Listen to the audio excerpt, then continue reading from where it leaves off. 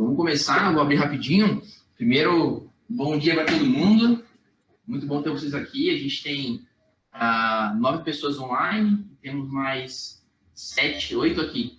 Então, muito bom ter vocês aqui. A gente vai aprender um pouco mais de Deus, né? E é sempre bacana estar aqui na Escola de Discípulos, junto com o Cristianismo e Cultura e com a Central, nessa junção gostosa aí.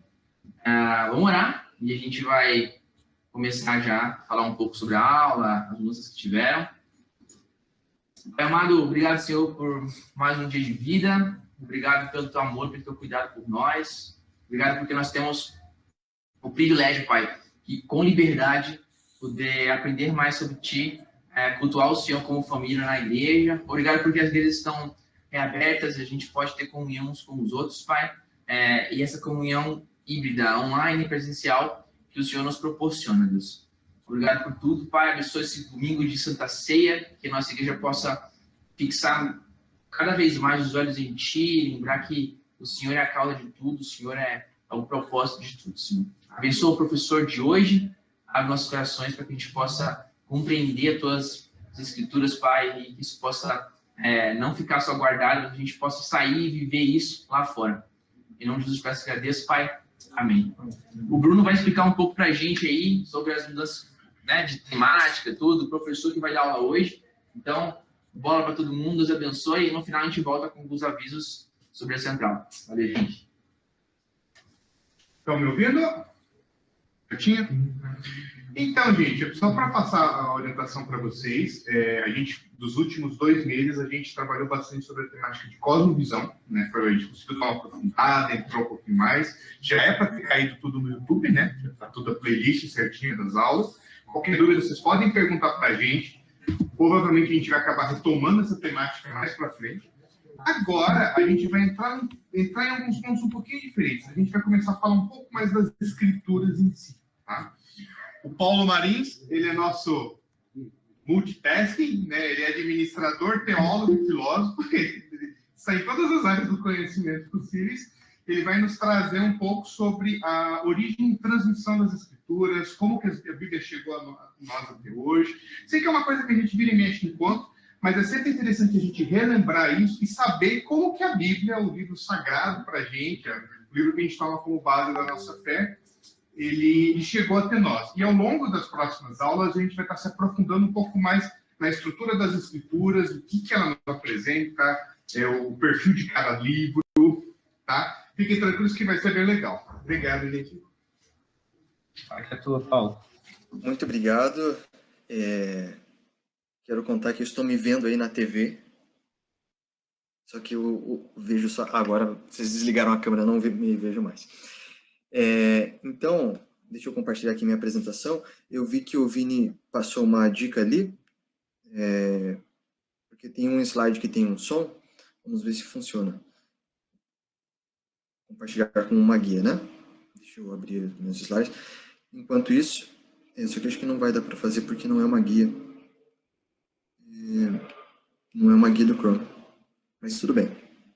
Eu utilizo a improvisação. Então é o seguinte, hoje a gente vai ter uma aula um pouquinho diferente, porque a gente está aqui, né, na Escola Bíblica Dominical, e a gente estuda a Bíblia, né, obviamente.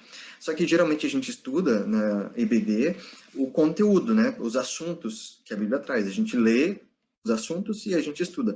A gente não estuda, né, geralmente a gente não estuda a Bíblia em si, né? A Bíblia enquanto livro, né? E hoje eu queria trazer isso aqui, algumas informações sobre a Bíblia enquanto livro, a forma, não o conteúdo, que obviamente não é a parte mais importante, o essencial, mas é algo que é importante e vai nos ajudar para entender melhor o conteúdo da Bíblia, se a gente entender o meio, né? Onde o conteúdo é transmitido. Vocês estão vendo aí minha apresentação? Está começando a abrir agora. Tá. Eu não estou conseguindo compartilhar a apresentação em si, só o próprio programa. Só um minutinho. Oi?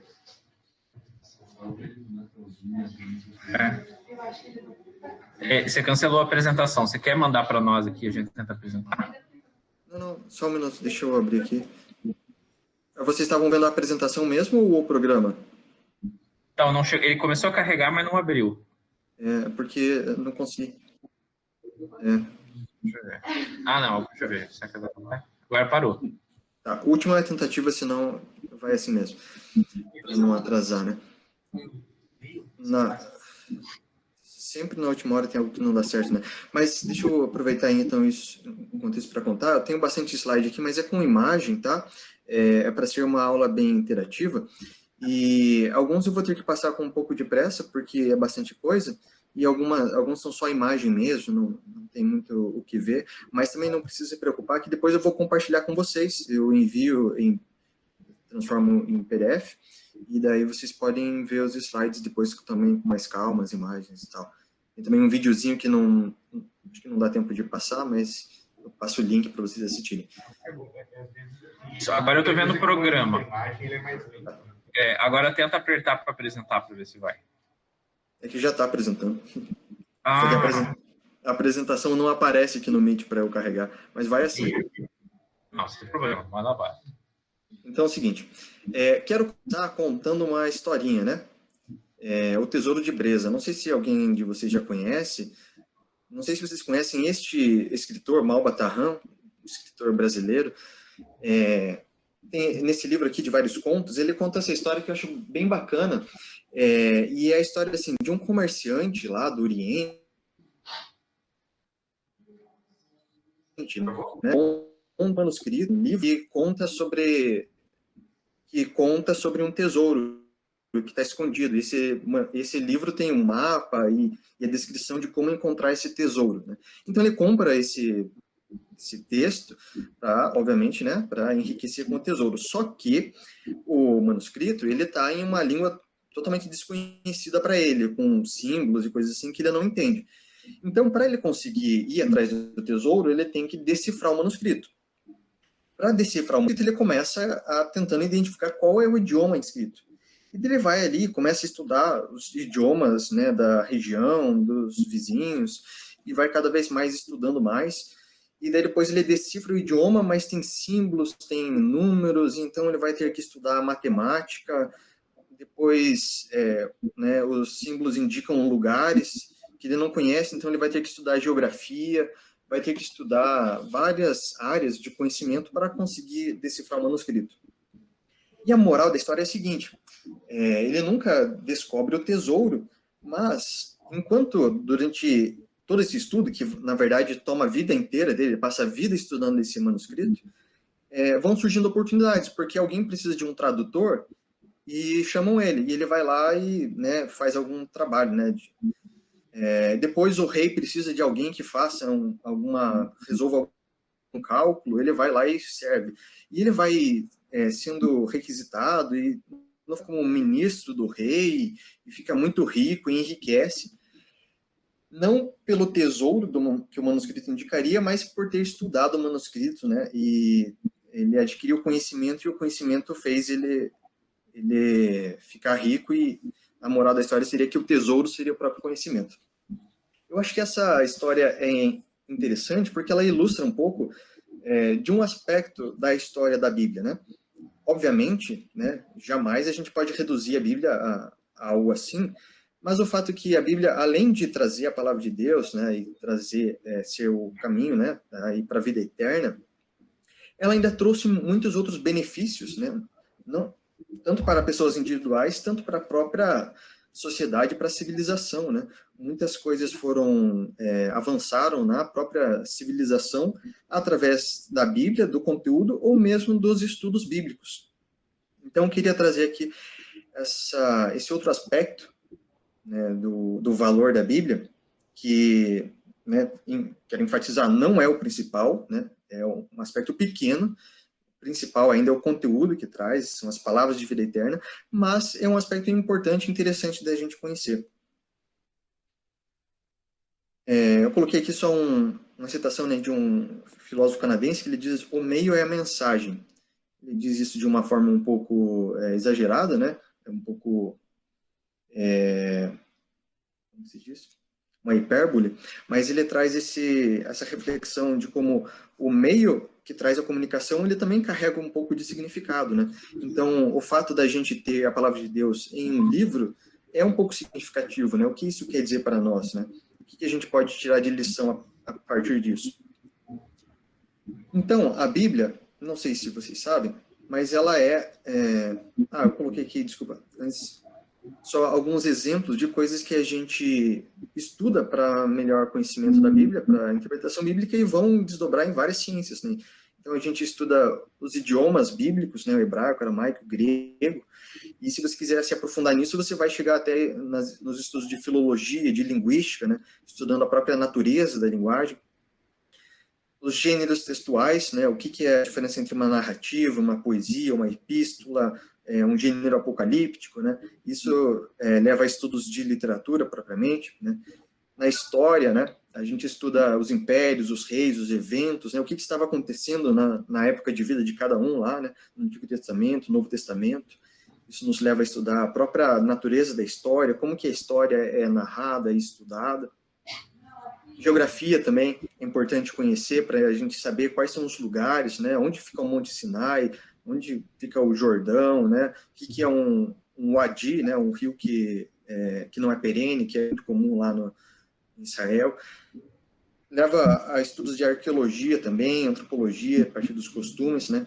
Então, existe uma grande gama de áreas de estudo que a gente pode entrar a partir dos estudos, né, de tentar interpretar a Bíblia, e muitos desses estudos foram alimentados e incentivados pelo próprio estudo bíblico.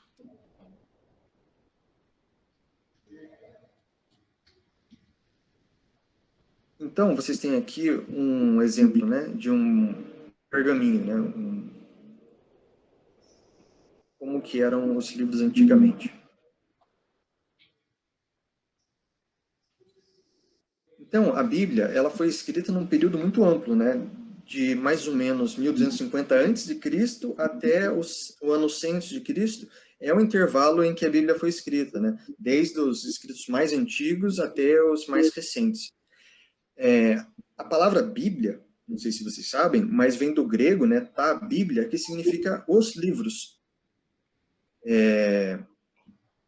Então, o termo Bíblia, especificamente, significa não um livro único, mas uma biblioteca, né? Que é o que a Bíblia é. Os livros da Bíblia não são como capítulos, né, que foram escritos, né, de uma vez só, mas são livros diferentes que foram escritos em épocas diferentes, por pessoas diferentes, e foram compilados e foram formando isso que nós temos hoje, que é sim um livro único, porque tem uma unidade, né? Mas a gente precisa sempre lembrar que é uma unidade dentro de uma diversidade, né? Uma compilação de vários livros, e, né, foram transmitidos ao longo do tempo. Foi escrito em diferentes idiomas, hebraico, aramaico e grego, né? O Antigo Testamento foi escrito majoritariamente em hebraico e algumas partezinhas só em aramaico, enquanto que o Novo Testamento foi escrito em grego. Na época eles utilizavam papiro e pergaminho, né? Qual que é a diferença entre esses dois? O papiro, ele é feito de uma planta, né? É uma planta mesmo que se chama papiro, que cresce geralmente na beira dos rios, né? Tem muito lá na região do Nilo.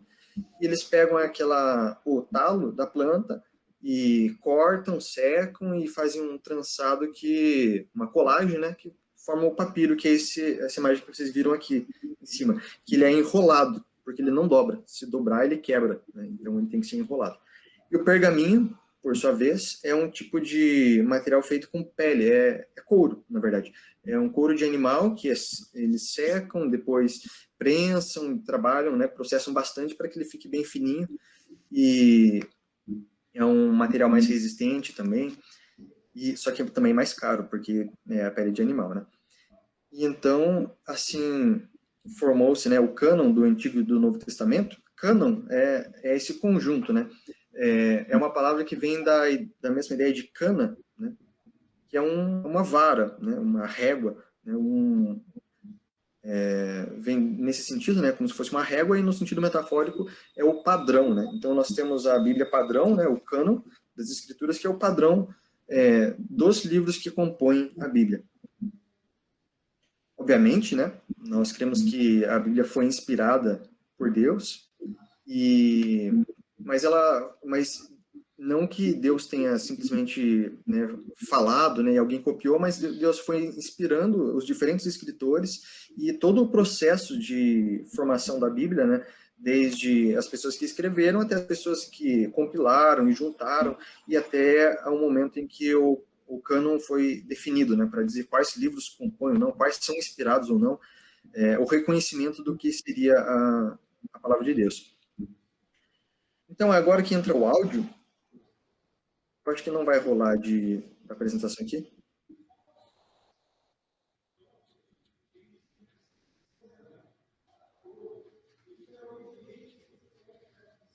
Vocês ouviram alguma coisa?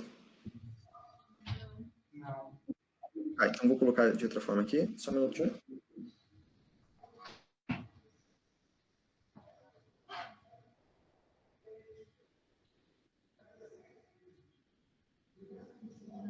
Não.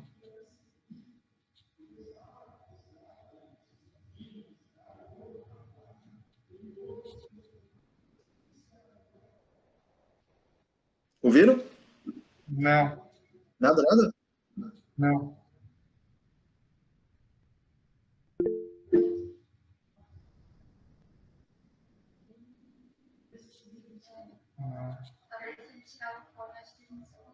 Tente tirar o fone. Oi? Tenta tirar o fone, desconectar o fone para ver se a gente... Ah, não. Daí não vai dar, porque é nele que está o microfone. Ah. Tá, não tem problema. Era só um exemplo. Eu peguei aqui um pedaço desse texto aqui, ó. Então disse Deus a Moisés, eis que quando eu for aos filhos de Israel, eles disseram, não vou ler aqui, é só para vocês saberem qual é. Vocês devem lembrar, né, de quando Moisés foi encontrado por Deus lá na sarça ardente, no Monte Sinai, né, Deus conversou com ele através de uma sarça que estava queimando e não se consumia, né, e Moisés pergunta, né, qual o seu nome, e ele responde, eu sou o que sou, né. Eu tinha colocado aqui o texto em hebraico, só para vocês ouvirem a sonoridade do idioma, e só para fazer uma reflexão também, né, para pensar o seguinte, né, imaginem lá Moisés, né, um pastor, na época, né, um pastor de ovelhas, estava caminhando lá pelaquela região desértica do Monte Sinai, de repente ele vê lá aquela sarça e ele ouve Deus falando com ele, né, Deus falando em um idioma humano, obviamente, né, provavelmente hebraico, não sabemos se exatamente era, mas Deus falando essas palavras para Moisés, e a gente tem essas palavras hoje, né, uns 3.000 anos depois, né, nós aqui no Brasil, na América do Sul, como que essas palavras ditas lá 3.000 anos atrás, lá no Oriente Médio, né, numa montanha isolada, ouvida por um pastor de ovelhas, como que isso chegou até nós hoje, né? E essa aqui é a grande história, né, da Bíblia, né, uma história fascinante. Então, para começar, a gente sempre precisa ter em mente, né, de que a Bíblia começa, né, a partir da escrita, mesmo que seja inspirada por Deus de alguma forma, ou mesmo que seja dita por Deus literalmente, como nesse caso aqui, né, em que Moisés realmente ouviu Deus falando, tem sempre alguém que escreve, né? Então, lá em Isaías 38, tem uma parte que aparece explicitamente, né? Deus falando, agora vá, escreva isso numa tabuinha para eles, registre-o num livro para que nos dias vindouros seja testemunho eterno. Então, existe, na história da Bíblia, essa preocupação, essa necessidade, né? O próprio Deus se preocupando para que a comunicação, né, que ele dirige a nós, seja registrada, seja guardada e transmitida, para que seja acessível para todo mundo. E daí nós temos também essa parte aqui, interessante, narrada lá em Lucas 4, de quando quando Jesus, que é Deus, obviamente, Jesus vai à sinagoga, né, e então entregam para ele o livro do profeta Isaías, né, e ele abriu e encontrou o lugar onde estava escrito, né, o Espírito do Senhor está sobre mim, pois ele me ungiu para trazer boas novas aos pobres. Vocês conhecem bem essa passagem, né? Então, aí, uma outra parte interessante na Bíblia, narrando de Jesus lendo a Bíblia, né? A Bíblia que eles tinham na época, que era o Antigo Testamento, e lendo o texto de Isaías, que é esse cara que eu citei antes ali, que se descrevendo. O tipo de livro que Jesus abriu era isso aqui. Quando a gente diz ali que ele abriu o livro do profeta Isaías, a gente pensa num livro como os nossos, né, atuais, mas na verdade, na época, os livros eram assim, eram rolos, né? Como eu falei, o papiro, que é esse material aqui, ele não pode dobrar, então ele é enrolado, e geralmente enrolado em duas varas, né? E daí você pode rolar elas para um lado, para o outro, e você vai passando pelo texto. Ele se estende horizontalmente, né? Aqui tem um outro exemplo da escrita hebraica, só para mostrar a diferença. Aqui vocês não vão conseguir ver, mas tem vários pontinhos entre as letras. Aqui vocês podem ver que não tem, né? As letras hebraicas, no início, elas não tinham vogais, se escreviam somente as consoantes. É mais ou menos como se escrevesse assim, ó. Aqui eu peguei um texto aleatório lá da Bíblia, tirei as vogais e deixei só as consoantes. Vocês conseguem entender o que está escrito aí? Difícil, né? Mas, claro, se você tem uma familiaridade com o texto, né? Se é um texto mais conhecido, eu peguei um pedaço de genealogia. É muito difícil. Se eu pegasse algum texto mais conhecido, talvez com um pouquinho de atenção já dava para identificar. Porque a ideia, na época, como eles tinham uma cultura oral, né? O texto escrito não servia tanto para você descobrir o que estava escrito. Eles já conheciam, né? De várias leituras, de ouvir, o texto era mais um guia, assim, para você não se perder, né? Porque as pessoas tinham um decor, de fato, das escrituras. Mas, em certa época, né, depois lá, depois da era de Cristo, né, da era cristã, alguns rabinos eles se preocuparam de que o texto fosse perdido, então eles criaram esses pontinhos que vocês podem ver aqui, né, em cima das letras e embaixo, que representam as vogais. E então a gente tem hoje o texto, né, hebraico com vogal e consoante, que fica mais fácil para ler, principalmente para quem não é nativo, né? Não tem a língua hebraica como nativa, facilita bastante para a gente compreender. E daí surge o códice, né? O que é o códice? É esse tipo de livro que a gente tem hoje, né? Qualquer livro que a gente tem hoje é nesse formato, chama-se códice, que foi inventado e popularizado pelos cristãos, né? Porque os primeiros cristãos, lá no início da era da igreja, como eles eram perseguidos, eles muitas vezes eram clandestinos, a igreja tinha que se esconder, eles precisavam ter a Bíblia de uma forma que fosse fácil de carregar, né? Se fossem vários rolos, né? Como que ia sair correndo, ia esconder, né? Ia levar escondido? Ficava difícil. Então, eles começaram a utilizar esse modo aqui, o códice. Ele é muito mais sucinto, né? As folhas estão todas coladinhas ali, não tem a vara, né? Então, aí eles começaram a utilizar isso e se popularizou e se tornou até hoje o modelo padrão de livros, né?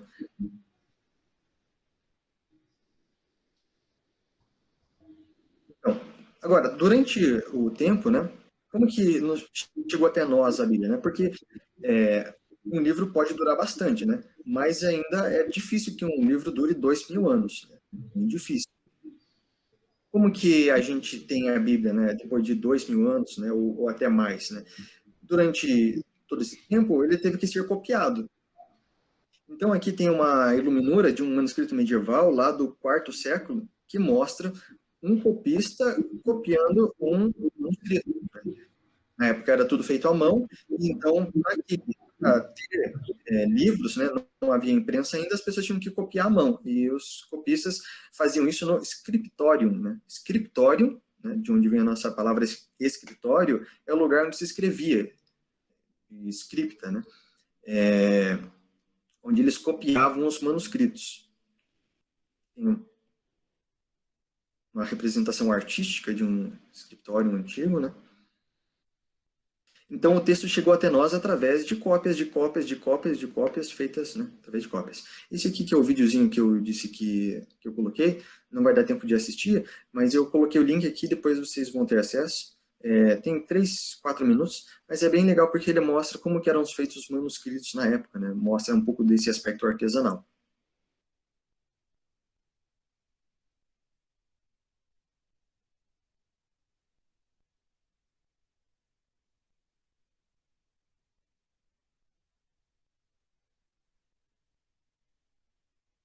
Calma lá que travou aqui. Vocês estão me ouvindo, gente? Estamos ouvindo. Estamos. Meu computador está bem lento aqui. Então, eu queria mostrar só alguns manuscritos, só para ilustrar o que eu estou falando aqui. Então, esse aqui é o Evangelho de Santo Agostinho, não o Santo Agostinho de Hipona, Santo Agostinho da Cantuária, foi um monge lá do século VI. E aqui está a parte interna, né? Tem, aqui vocês podem ver que por fora é um livro normal, né? Parece um livro esse que a gente tem hoje, um pouco antigo. Por dentro é esse aqui, ele está bem apagado, né? Coloquei aqui um detalhezinho que já vou explicar mais para frente. Aqui tem ilustrações, que essa aqui é a parte do Evangelho de Lucas, né? Então tem a representação aqui do evangelista Lucas, de branco, né? Como um médico. Aqui em cima a figura do boi, que simboliza o Evangelho de Lucas. Aqui nós temos outras ilustrações. Uma das primeiras histórias em quadrinho da humanidade, onde conta aqui o Evangelho em várias cenas. E o livro de Kelsey, que é um manuscrito do século IX, não é tão importante enquanto pelo texto, mas pela parte estética, né? Então ele é muito bonito. Vejam só essas letras capitulares aqui, essa caligrafia bem rebuscada e com cores, né? É um aspecto interessante também. Durante muito tempo na história, os livros foram também um material, um meio artístico, né? Um suporte de obras de arte. Então, temos aqui essa parte aqui em que o texto tem as capitulares grandes, né? E o próprio texto escrito aqui com diferentes caligrafias bem estilizadas, bem bonitas, com uma moldura, desenhos. Aqui, outra parte bem bonita é a parte do texto das bem-aventuranças, né? Então, começa com Beata pauperes, né? Espírito, né? Bem-aventurados os pobres de espírito. Essa coluna aqui é formada por vários Bs. Estão vendo que tem essa coluna da esquerda, tem vários, parece um caracolzinho, né? É a letra B, e daí começa com ali o E, né? Beata, né? Que significa bem-aventurados. Deixa eu passar para cá. Aqui agora uma aproximação, né? Maior detalhe. Vocês veem que nesse primeiro círculo que eu coloquei ali vermelho, tem 3 letras, né? SPU e um tracinho em cima. Esse tracinho em cima significa que é uma abreviação. Era um costume também dos copistas, né, cristãos, abreviar, às vezes, o nome de Deus, ou de Jesus, ou mesmo do Espírito. Então, esse SPU é Espírito, né? Ele está falando de os pobres de Espírito. Destaquei também aqui, nas laterais, essas florzinhas que eles colocam para preencher a linha, né? Então, quando um verso ele não preenche a linha inteira, né?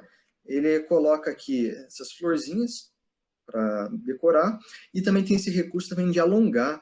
Então, esse círculo aqui do meio, né? Onde está escrito Possidebunt, né? Então, o círculo está englobando ali 3 letras, U, N e T. Né? Esse N aí parecem 2 Is, né? Com um tracinho lá embaixo, na verdade é um N que foi alongado.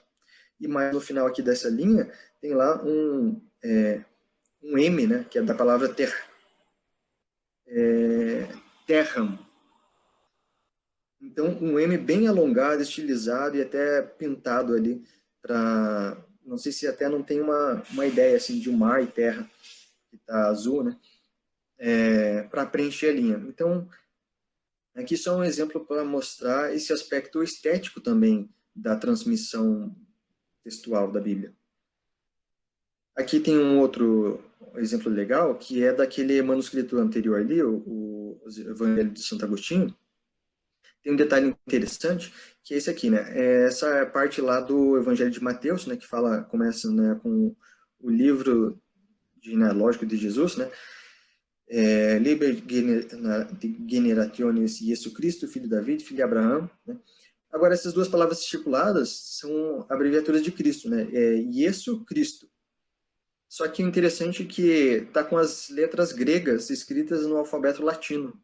Então é interessante que aqui o manuscrito está em latim, né? Ou seja, uma tradução do Novo Testamento, mas a abreviação, eles utilizam as letras latinas para representar as letras gregas, mantendo uma abreviatura que é bem tradicional na antiguidade.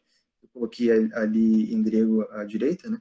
Que essa abreviatura do iota, epsilon, às vezes o y e o ki, rho, iota, que representam o nome de Cristo, e depois eles foram utilizados também em vários outros contextos, não só na Bíblia, mas também em simbologia, em símbolos, na arquitetura também, em vários lugares é utilizado isso aí.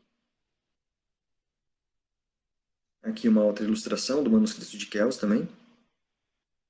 Podem ver que isso aqui é uma letra estilizada com todos esses desenhos e até umas figuras ali de pessoas. Aqui novamente o texto. Tudo isso aí só como curiosidade, tá?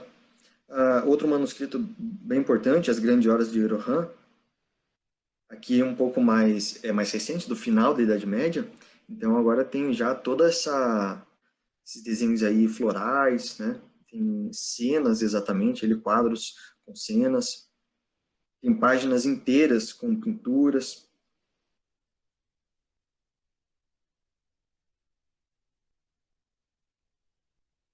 Verdadeiras obras de arte, né?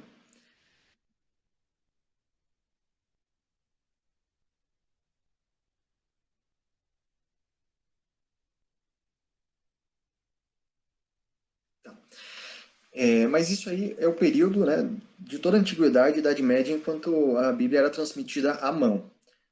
Mas daí lá no século XV, né, Gutenberg, né, inventa a prensa, que na verdade ele não inventou, ele otimizou, já existia antes, mas não era algo que prático, não era algo viável, né? Então ele desenvolveu uma imprensa que era fácil, né, por causa dos tipos móveis, fácil de imprimir muitos livros, então revolucionou a história, né? A história da Bíblia, a história da humanidade também, da sociedade, porque fez com que os livros fossem muito mais acessíveis. Então, essa Bíblia foi produzida entre esse período aí, de 1450 a 55, um livro de 1.200 páginas, e temos até hoje uns 50 exemplares sobreviventes, né, de mais de 500 anos. Aí está um exemplo de um exemplar da Bíblia de Gutenberg, né, no museu.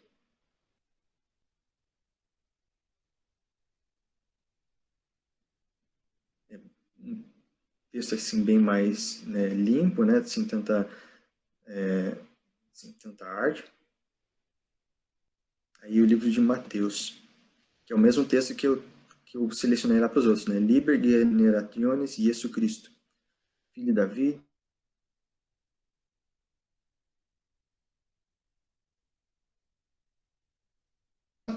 No período aí da Renascença, então, houve um espírito, assim, uma busca por voltar às fontes, né? Então, ad fontes foi um lema, assim, utilizado por esse pessoal, tanto os reformadores quanto os próprios humanistas. Eles começaram a buscar as fontes, né, da sua cultura, né, tanto a cultura secular, quanto também a cultura religiosa, né? Então, tem essa imagem do Erasmo de Roterdã, que foi um grande humanista e também estudioso da Bíblia. Então, eles começaram a buscar as fontes, porque na época, a Bíblia que eles tinham, né, durante toda a Idade Média, era essa aqui, a Bíblia Sacra Vulgata, que era a tradução em latim dos textos, né, tanto o Antigo Testamento quanto o Novo Testamento, né, do hebraico e do grego, foram traduzidos para o latim, foram popularizados, e nessa época aqui, né, na Europa, o latim era uma língua franca, né, assim como hoje é o inglês. O latim era a língua mais utilizada internacionalmente, né, e no campo acadêmico, nos estudos, na igreja também. Mas eles começaram a buscar a fonte, eles queriam não ficar com a tradução, mas o texto original. Então eles começaram a procurar o texto original em grego, e começaram a publicar aí Bíblias em grego. Então aqui tem um exemplo, né, de uma edição que tem o texto grego de um lado e o texto latino do outro lado. Então, o que aconteceu? Nessa época, começaram a surgir várias publicações, né? A primeira publicação da era, né, já moderna, né, em grego, foi a Poliglota Complutense, que era uma tradução que foi produzida lá na Espanha. Era uma Bíblia que tinha vários idiomas, tinha a parte em hebraico, a parte em latim, a parte em grego. E Erasmo de Roterdã também editou, né, o Textus Receptus, que ficou muito famoso, foi muito utilizado por muito tempo, que era também uma edição do Novo Testamento grego. Mas a grande questão é a seguinte, né? Onde que eles foram encontrar manuscritos, né, em grego? Na época, existiam vários manuscritos espalhados por vários lugares, por toda a Europa, mas de diferentes épocas. E eles começaram a procurar os manuscritos mais antigos, porque eles queriam ir direto na fonte, né? Então, foram publicadas várias edições com base em manuscritos antigos, e cada vez mais foram se buscando e encontrando e estudando os manuscritos para ver quais eram mais antigos, para publicar versões mais fiéis, digamos, ao texto original. Então, aqui tem uma imagem aqui da Poliglota Complutense, onde tem aqui o texto em latim, do Antigo Testamento, se não me engano, o texto do Novo Testamento em latim, hebraico, aqui do lado. Ah, não, desculpa, é o grego, latim e hebraico. Lá do lado. Só uma curiosidade aqui, essa Bíblia aí do Erasmo de Roterdã, né, o Textus Receptus, tem um exemplar sobrevivente de 1519, está à venda. Então, o meu aniversário é em março, já passou esse ano, mas eu posso aguardar para o ano que vem. Quem quiser me dar um presente de aniversário, custa só uns 29 mil euros. Tá. Então, onde estão os originais, né? A gente chama de autógrafos, né? O texto lá que Mateus, por exemplo, escreveu, né? Infelizmente, a gente não tem os autógrafos, né? Talvez esteja perdido em algum lugar, mas muito provavelmente não duraram, né? Porque são vários séculos, né? Os livros, eles esfarelam com o tempo, se não tiver todo o cuidado possível, né? Mas, como nós não temos originais, quais são os manuscritos mais antigos que a gente pode encontrar? E aí começa a busca e o estudo dos manuscritos, né? Então, por exemplo, para o Antigo Testamento, um dos principais manuscritos, ele é do ano 1008, né? É a cópia mais completa do Antigo Testamento, né? Tá lá na Rússia, na Biblioteca de São Petersburgo, e é o manuscrito utilizado para as Bíblias que a gente tem hoje. Então, as Bíblias que a gente tem, né? A minha Bíblia aqui, ela é uma tradução, a parte do Antigo Testamento, né? É uma tradução deste manuscrito aqui, do ano 1008, que está lá na Rússia.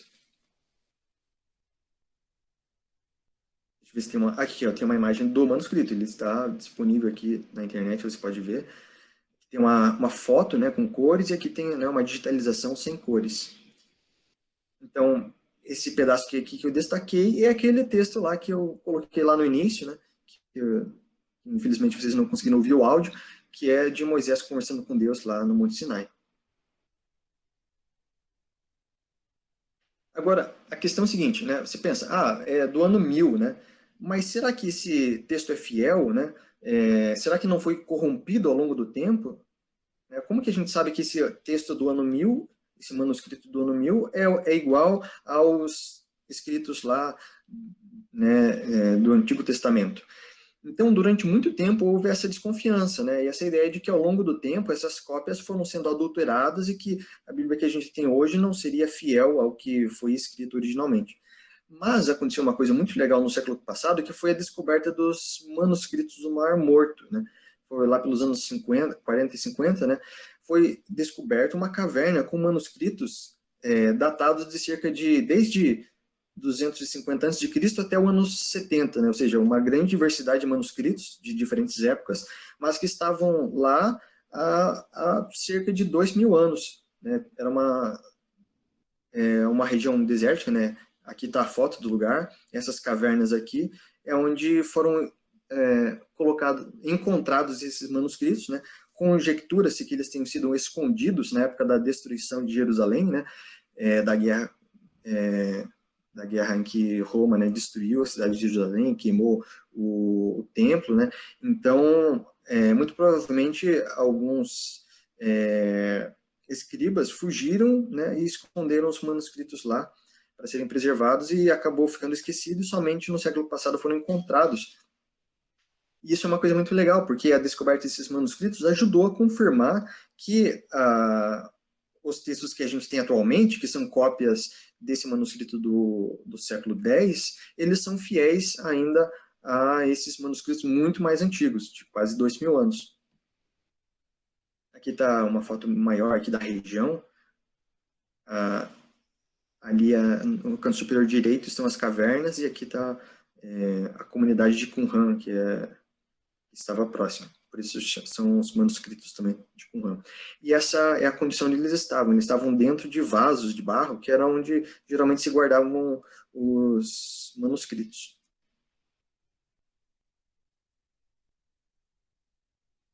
Aqui tem uma cópia de um desses manuscritos encontrados lá em Qumran.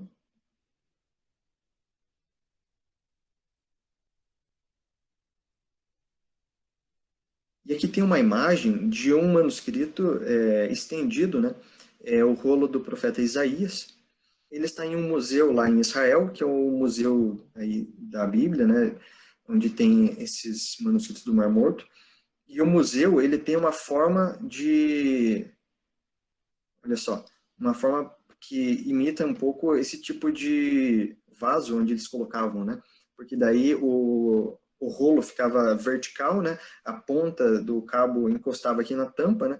Então eles guardavam nesse tipo de recipiente. E o próprio formato do museu reproduz essa tampa aí do vaso de barro, onde ficavam os manuscritos. E daí, dentro do museu, tem como se fosse o rolo ali desse livro de Isaías. Então aqui vocês estão vendo algo que está lá disponível. Quem tiver a possibilidade de ir até Israel pode visitar esse museu, pode ver com os próprios olhos este manuscrito de mais de 2.000 anos.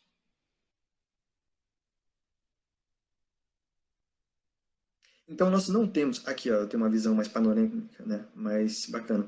Nós não temos os manuscritos, né, os textos que foram escritos pela mão ali dos próprios escritores da Bíblia, mas nós temos manuscritos muito antigos que nos dão segurança de que houve uma fidelidade ao longo do período de transmissão da Bíblia. O caso do Novo Testamento já é diferente, né? Então, nós temos uma grande multiplicidade de manuscritos, mais de 5.000 manuscritos antigos, de diferentes épocas, né? Que eles são utilizados, estudados hoje a partir de meios, técnicas modernas, né? Da arqueologia, datação por carbono 14, paleografia, né? E não vou entrar nessa questão de famílias de texto, mas só para mostrar aqui, a mesma metodologia que é utilizada para descobrir a idade dos fósseis é utilizada também para descobrir a idade de manuscritos. Né? Tem alguma variabilidade na técnica, mas a lógica é basicamente a mesma. Então, nós temos aqui um exemplar, né, o Codex Sinaiticus, né, que é um dos manuscritos mais antigos do Novo Testamento. Ele é datado aí por volta do ano 330 a 360. Tem o Novo Testamento completo e ainda partes do Antigo Testamento em grego. Ele está dividido, uma parte está na Biblioteca Britânica, outra parte na Universidade de Leipzig. Deixa eu ver se tem algum detalhe. Ele foi encontrado aqui no mosteiro de Santa Catarina, lá no Monte Sinai, por isso que ele tem esse nome de Codex Sinaiticus. E aqui está a parte interna dele. É um manuscrito uncial, a gente chama. Esse nome é por causa dessa escrita assim, toda em letras grandes, sem espaço entre as palavras. Temos o Codex Vaticanus, que tem esse nome exatamente porque está arquivado no Vaticano, também aí é do século IV, início do século IV, também tem partes do Novo Testamento e da Septuaginta, que é o texto grego. Aqui também outra foto mais panorâmica dele.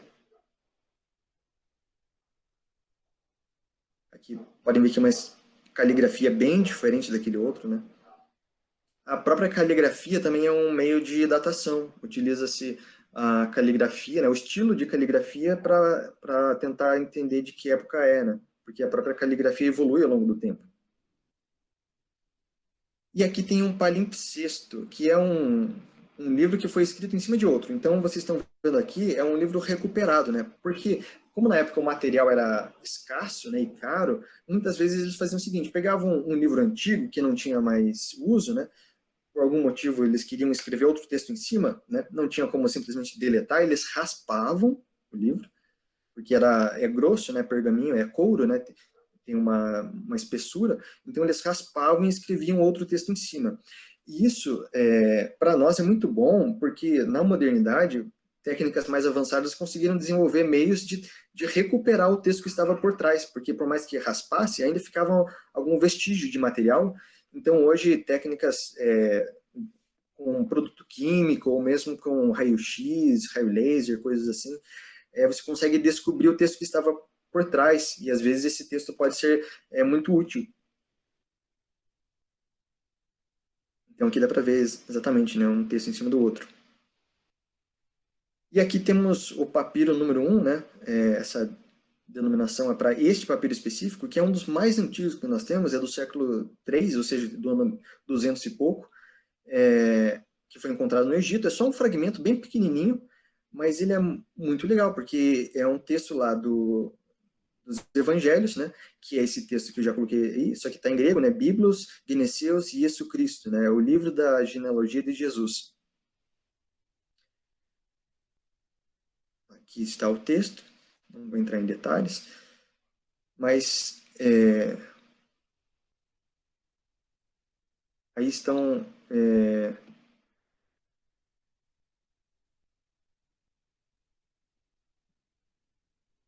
alguns exemplos de manuscritos, né, só para mostrar o que tem por trás. Mas a questão importante que eu queria colocar também é o seguinte, como a Bíblia foi escrita à mão, né, durante muito tempo, então copiada, então, sim, a gente não pode negar que não houve erros de transmissão, né, mas aí entra uma coisa muito legal, né? Claro que existem erros quando você está copiando um texto para o outro, né? Isso poderia ser um problema, né, se nós tivéssemos um único manuscrito que foi transmitido ao longo do tempo, né? Mas o que nós temos, na verdade, são centenas, até milhares de manuscritos que foram transmitidos em vários lugares, né? Em toda ali a Europa, o Oriente Médio, o Norte da África, né?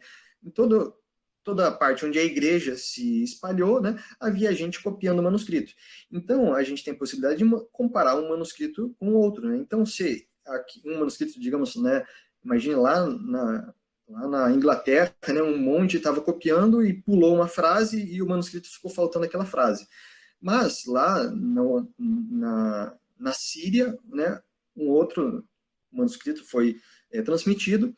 Hoje a gente tem acesso cada vez mais ao conjunto desses manuscritos e o pessoal que estuda isso vai comparando e vai encontrando, né, qual seria a versão mais antiga, a versão mais próxima da versão original. Então, nós temos hoje aí as edições críticas. Tá? Então, aqui é a versão crítica do Antigo Testamento e duas edições críticas do Novo Testamento. O que elas têm? E ainda livros introdutórios sobre isso. Essas edições críticas, elas têm o texto original e tem no rodapé e na margem, tem anotações sobre todas as variantes possíveis, todas as variantes encontradas, né? Então, por exemplo, aqui no livro de Mateus, né, novamente lá, Biblos, Gneseus e Jesus Cristo, né, o livro da genealogia de Jesus Cristo. Então tem um detalhezinho, ó, tem o texto grego, tá aí na parte de cima, tem esses símbolozinhos, né? Vocês podem ver ali no versículo 3, na linha de baixo, tem um nome ali, um Z, que tem um símbolozinho ali à esquerda, né? Um L de ponta cabeça. Esse símbolo remete ao rodapé, e diz lá, tem vários signos. Isso aqui significa que essa palavra que está ali no texto é Zara, né? Está em grego, é o nome de alguém lá da genealogia, Zara, e aqui no rodapé diz Zari. Ele está indicando que um certo pergaminho, P1, e outro, o pergaminho B, eles têm essa variante. Ao invés de estar escrito Zara, está escrito Zari. O pergaminho P1 é um que a gente tem aqui. É esse que a gente viu. E a gente pode, inclusive, ir lá e verificar.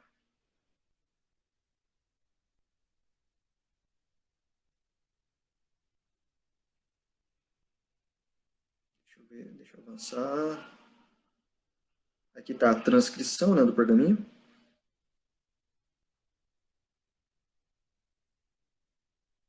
Ó, a marquinha amarela ali é a palavra Zari. E a gente pode encontrá-la no pergaminho. Tá vendo que termina com um E. Então, existem variações, sim, que foram entrando na Bíblia ao longo da história, da transmissão, mas essas variações elas são controladas exatamente por essa grande multiplicidade de manuscritos antigos. E daí o pessoal que estuda isso vai compilando as diferenças e vai encontrando qual que é a versão mais antiga. E essas diferenças são pequenas, geralmente são diferença de grafia, uma letra trocada, às vezes algum sinal. Tem algumas partes maiores, mas é bem pouco, né? Variações assim de um versículo inteiro. Vocês talvez já tenham visto em algumas Bíblias, às vezes tem um texto que está entre colchetes, né? Isso é exatamente para indicar algum texto que provavelmente não é do original, foi acrescentado de alguma forma. Então aqui eu coloquei alguns exemplos de textos. Assim, os maiores textos que têm variações, o resto é praticamente coisas bem pequenas, sem importância. Não vou poder aprofundar nisso, eu vou ter que ir para o final aqui, só para deixar algumas conclusões, que já está terminando o tempo, né? Então, a primeira conclusão que eu queria deixar é que a Bíblia é o livro mais estudado e mais exposto, né? É o livro mais estudado do mundo, não tanto assim por tantas pessoas que estudam, mas também por tão estudado mesmo cientificamente, academicamente, é estudado o texto, os manuscritos, tem toda uma parte científica mesmo, né, até de estudar os manuscritos. É o livro mais exposto, porque está aí, vocês viram vários pergaminhos, né, vários papiros que estão disponíveis na internet, você pode ver. Então, quando vierem com essa história assim de que a Bíblia foi... o Vaticano esconde os manuscritos verdadeiros, isso aí tudo é mitologia, né? Na verdade, é o livro que a gente tem mais conhecimento disponível sobre as fontes dele.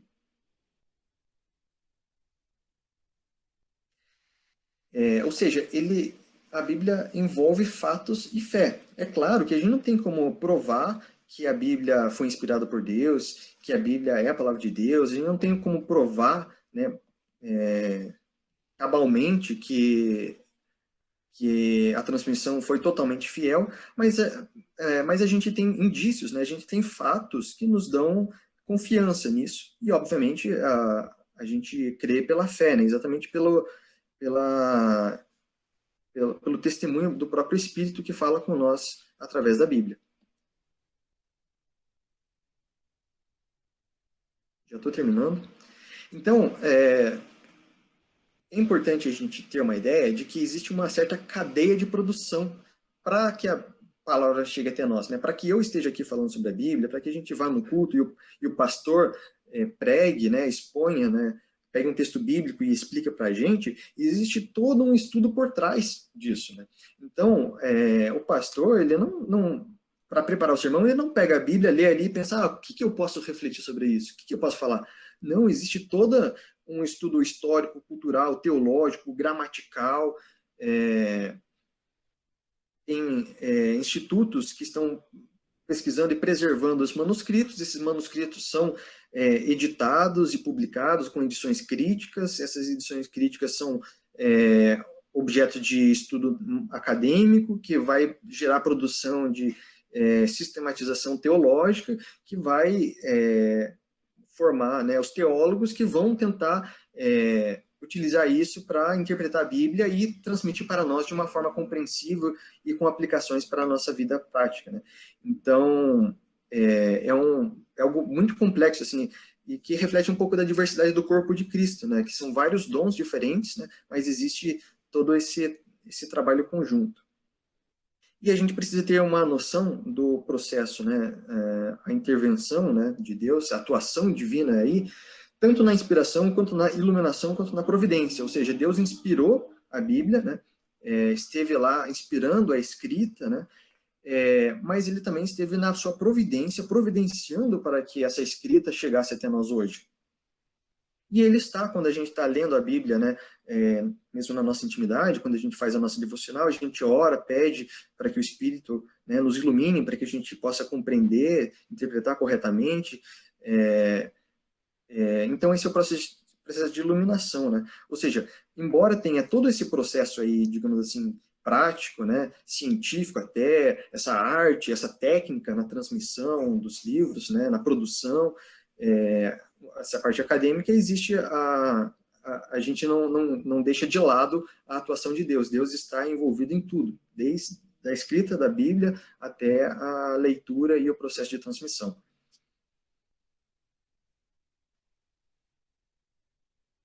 E termino por aqui.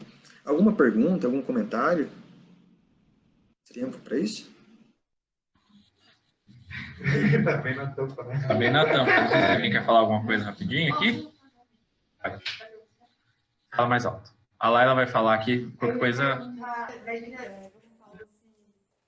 Sabe explicar rapidamente como surgiu os apócrifos que são usados por católicos e não são usados por outras igrejas? Ela perguntou como surgiram os apócrifos, né? Como surgiram os apócrifos? Aí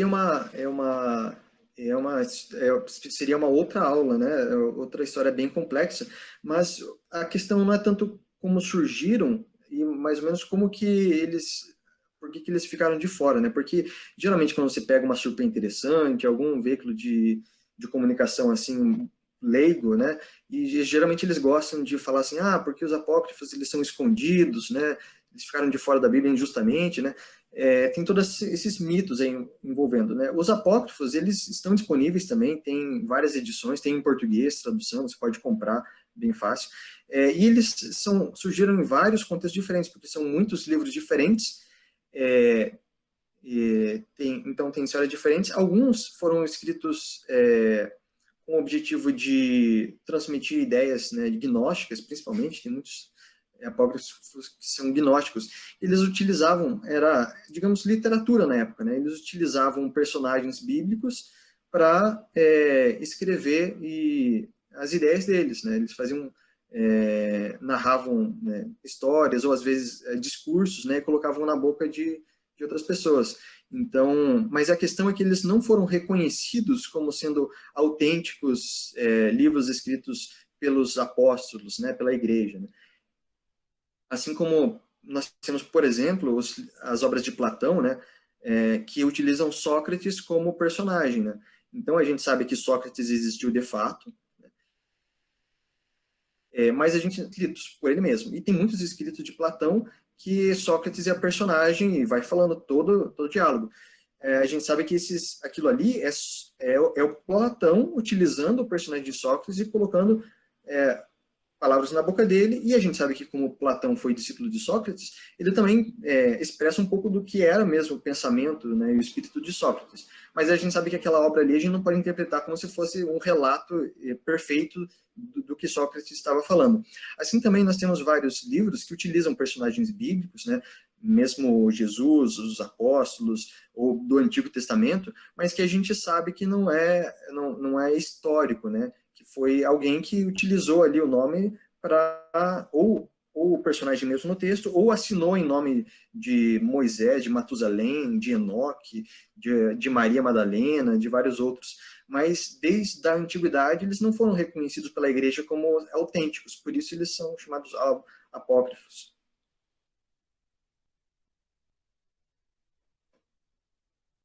Mais alguma pergunta ou comentário? Nossa Eu ia parte. fazer um comentário rapidinho. Eu coloquei ali no chat até uma reportagem que saiu agora meados do mês de março. Opa, derrubei um negócio aqui em casa. Uma reportagem que saiu agora em meados do mês de março a respeito do uso de inteligência artificial sobre os manuscritos do Mar Morto. Eles identificaram 2 escribas que foram responsáveis pelo livro de Isaías no manuscrito do Mar Morto. Que Interessante, legal. né? O Paulo Isso. começou falando, né, de todos os conhecimentos envolvidos, né, no estudo da Bíblia, e hoje mesmo técnicas ainda mais novas estão sendo de novo aplicadas sobre esses textos, né, que já têm sido objeto de estudo durante tanto tempo.